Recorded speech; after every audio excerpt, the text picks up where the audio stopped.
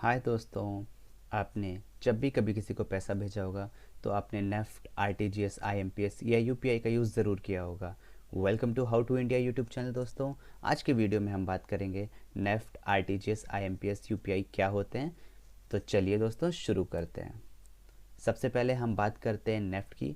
NEFT का full form होता है national electronic fund transfer. NEFT से आप पूरे देश में कभी भी किसी को भी पैसा भेज सकते हैं, पर्सन टू इंडिविजुअल या पर्सन टू कॉरपोरेट, यानी आप किसी को भी पूरे देश में पैसा नेफ्ट का यूज़ करके भेज सकते हैं। एक इंटरेस्टिंग बात आपको नेफ्ट के बारे में बताता हूँ कि नेफ्ट से आप, अगर आपके पास बैंक अकाउंट नहीं है तब भी पैसा भेज सकते हैं। तो है ना दोस्तों इंटरेस्टिंग। इसके लिए आपको अपने बैंक में जाना है और अपने बैंक से रिक्वेस्ट करनी है कि वो आपके बिहाफ पे किसी को पैसा भेज दें। इसकी मैक्सिमम लिमिट है दोस्तों 50,000। 50,000 रुपीज़ से ज़्यादा आप किसी को पैसा नहीं भेज सकते अगर आपका अकाउंट बैंक में नहीं है। इसके लिए बैंक आपसे आपकी बेसिक डिटेल्स मांगेगा, लाइक पैन कार्ड, आधार, एड्रेस, फ़ोन नंबर एक्सेट्रा। वो इसलिए दोस्तों ताकि बैंक आपको वेरीफाई कर सके, आपको जान सके, क्योंकि आप बैंक के कस्टमर नहीं हैं। दोस्तों, एक और इंटरेस्टिंग बात नेफ्ट के बारे में ये है कि नेफ्ट से आप नेपाल में भी पैसे भेज सकते हैं। अगर आपका कोई भाई या आपका कोई दोस्त नेपाल में रहता है तो आप नेफ्ट से उसे पैसा भेज सकते हैं। बट यहाँ भी एक मैक्सिमम लिमिट है, वो है 50,000। 50,000 से रुपये ज़्यादा, 50,000 से ज़्यादा रुपये आप नेफ्ट से नेपाल में नहीं भेज सकते हैं। चलिए इन जनरल बात कर लेते हैं।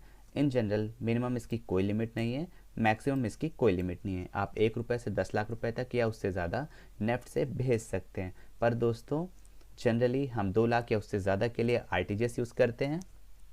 तो नेफ्ट के बारे में और जानते हैं। नेफ्ट दोस्तों हाफ एन आवर के पैचेस में क्लियर होता है। एक हाफ एन आवर के बैच बन जाते हैं, उसमें जाके ये क्लियर होता है। मान लीजिए मुझे एसबीआई से एक्सिस में पैसे भेजने हैं। मेरा एक अकाउंट एसबीआई में है, एक अकाउंट एक्सिस में है। अगर मैं नेफ्ट का यूज़ करता हूँ तो एसबीआई में जितने भी लोग हैं जो एसबीआई से एक्सिस में पैसा भेज रहे हैं, उनका एक बैच बनाया जाएगा और फिर उसे हाफ एन आवर के बाद प्रोसेस किया जाएगा। तो दोस्तों ये थोड़ा सा टाइम ले लेता है। इसलिए नेफ्ट की अगर हम 2 लाख से ज़्यादा रुपए भेजते हैं तो नेफ्ट की जगह हम आरटीजीएस को प्रेफर करते हैं। दोस्तों, पहले नेफ्ट लिमिटेड टाइम के लिए था, अब नेफ्ट को 24/7 कर दिया गया है। अब आप इसका पहला बैच शुरू होता है रात को 12:30 से और लास्ट ख़त्म होता है 12 बजे। अब आप 24/7 नेफ्ट कर सकते हैं। पहले दोस्तों नेफ्ट में चार्जेस पड़ा करते थे, लेकिन जुलाई से आरबीआई ने सारे चार्जेस वेव ऑफ कर दिए हैं। अब आपको नेफ्ट करने के लिए कोई भी चार्जेस नहीं देना पड़ेगा। लेकिन हाँ, अभी भी कुछ बैंक इसमें कुछ चार्जेस ले रहे हैं, लेकिन इन फ्यूचर जल्दी वो चार्जेस भी ख़त्म हो जाएंगे। चलिए दोस्तों, अब हम बात करते हैं आरटीजीएस की। आरटीजीएस का मतलब होता है रियल टाइम ग्रॉस सेटलमेंट।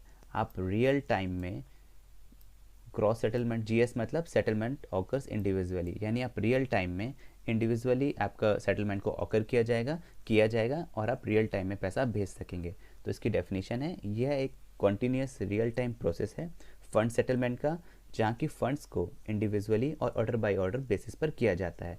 ठीक है, यानी आप जब भी आरटीजीएस करेंगे, बैंक नेफ्ट की तरह वेट नहीं करेगा कि एक बैच बनाए तब भेजे। जैसे ही आप आरटीजीएस करेंगे, इंडिविजुअली आपका पैसा ट्रांसफ़र करना शुरू कर दिया जाएगा। इसकी मिनिमम लिमिट 2 लाख रुपए दोस्तों, मैक्सिमम कोई लिमिट नहीं है, आप जितना चाहें पैसा भेज सकते हैं। इंटर बैंक के लिए दोस्तों नेफ्ट का टाइम है 7 AM to 6 PM और इन जनरल इसका टाइम है 7 AM to 7:45 PM। दोस्तों जब आप नेफ्ट करेंगे बैंक से तो आपको कुछ चार्जेस भी देने पड़ेंगे। अगर 2 लाख से 5 लाख रुपए तक का करते हैं तो मैक्सिमम 24 रुपये, और 5 लाख या उससे ज़्यादा का करते हैं तो 49 रुपीज़ 50 पैसे। ये चार्जेस आरबीआई तय करता है, कोई भी बैंक इससे ज़्यादा चार्जेस नहीं ले सकता है। दोस्तों, जब भी आप आरटीजीएस करेंगे आपको एक यूटीआर नंबर मिलेगा। तो आप सोच रहे होंगे कि यूटीआर नंबर क्या होता है। यूटीआर नंबर होता है यूनिक ट्रांजैक्शन रेफरेंस नंबर। ये एक 22 कैरेक्टर्स का कोड होता है। तो दोस्तों, जब भी अब आप सोच रहे होंगे यूटीआर नंबर यूज़ क्या होता है। इसका यूज़ ये होता है कि अगर आरटीजीएस सिस्टम में किसी भी ट्रांजैक्शन को आपको ट्रैक करना है तो आप यूटीआर नंबर से देख सकते हैं। आप पता कर सकते हैं कि ट्रांजैक्शन आरटीजीएस में हुआ है कि नहीं, उसका यूटीआर नंबर डाल के।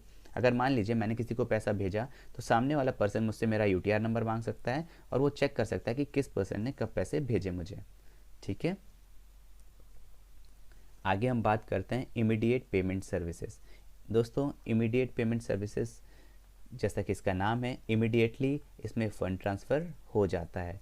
ठीक है, इसको एनपीसीआई मैनेज करता है और आरबीआई रेगुलेट करता है। NPCI दोस्तों national payment corporation of India है। ये वही संस्थान है जो कि हमारे ट्रांजेक्शन्स को मेंटेन करता है, देखता है। हमारे ATMs में जितने ट्रांजेक्शन होते हैं उन सब को ये NPCI ही मैनेज करता है।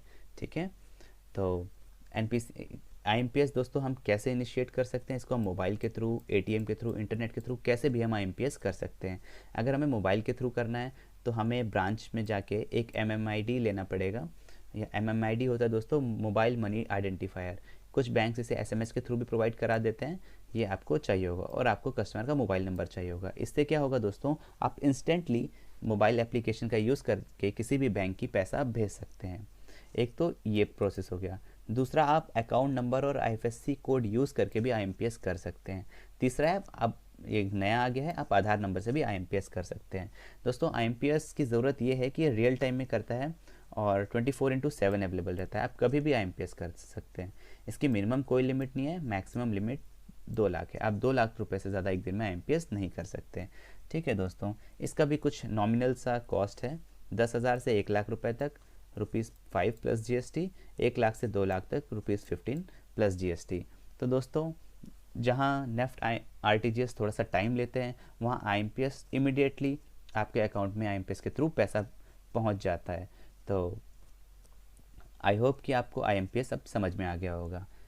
अब बात करते हैं हम लोग UPI का।